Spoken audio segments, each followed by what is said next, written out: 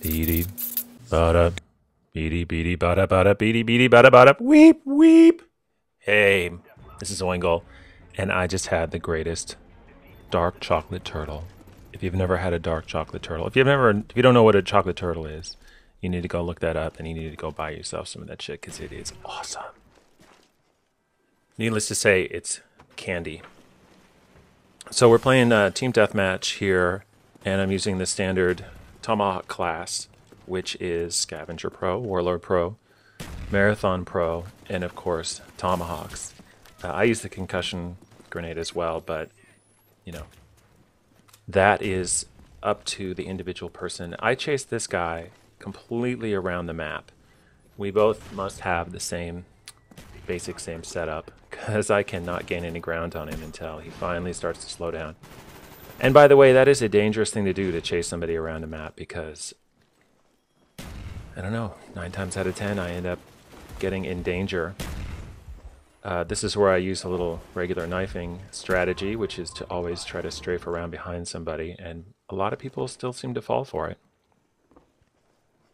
I'm also running the non-lethal kill streaks, which is in line with the knife-only style of gameplay, where basically the whole point is to get all of your kills through knifing only. Or if you want to get even more strict about it, tomahawk only, or whatever it might be.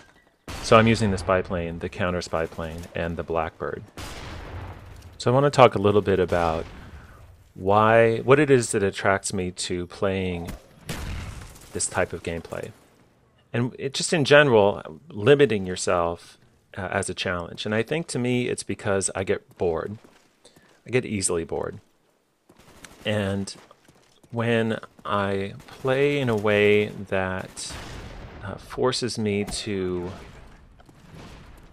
challenge myself beyond maybe my real abilities, it forces me into a kind of heightened state of awareness, and it makes the gameplay a lot more interesting, and I focus better. And you know, it's strange. You would think that if I was spending all my time thinking about how to play with a limited capacity, that would actually make it more difficult. But in a way, because I'm playing that way, I'm actually better. I don't know if you know what I'm saying. But I started out, you know, with the regular account and just playing the way everybody plays and trying out every weapon. And after about my 5th prestige on that account, I just got bored with it. And so I started playing knife only. I created a knife only account, OingleBlade, and I played that for a while. And then when the sniper rifle became usable, and you could argue about when that happened, but during one of the patches, it started to get to a point where you didn't have to be Grizz to be able to play and do well. So I started playing with the sniper rifle, and I really enjoyed it, especially as the patches came along. But I'd always known that there were people who played Tomahawk only, and I wanted to give it a try, but it just seemed too difficult. But the person who got me inspired to do this more recently, and to take it to a point where, you know, I was going to put in a lot of time before I gave up, and that was Tomahawk Trix. I don't know, something about the way that he plays made me realize that it could be done, and I was willing to give it a shot. And of course, anytime you do something like this, you're terrible for a while, and you just have to accept that it may take several weeks. And that's basically what's been happening to me for the last couple of weeks, is that I've been kind of training to get good at this. And I think I'm getting to a point now where I'm at least as good with this as I am with anything else, but I'm hoping to get a lot better. So while we're on the topic of Tomahawk Trix, I wanted to thank him for mentioning me in one of his videos, and I wanted to reciprocate by mentioning him. He's an amazing player. I think that you should go check out his site. I will put a link to his channel in the description. I also wanted to wish him a happy birthday. He just turned 30, and he got a dual commentary with Drifter, so that's awesome. You should go check that out as well. I wanted to talk a little bit about the technique that I've developed, or some of the techniques that I've developed. A lot of them are sort of standard knifing techniques. You know, you have to play a little bit stealthy. You got to get yourself in a position of advantage.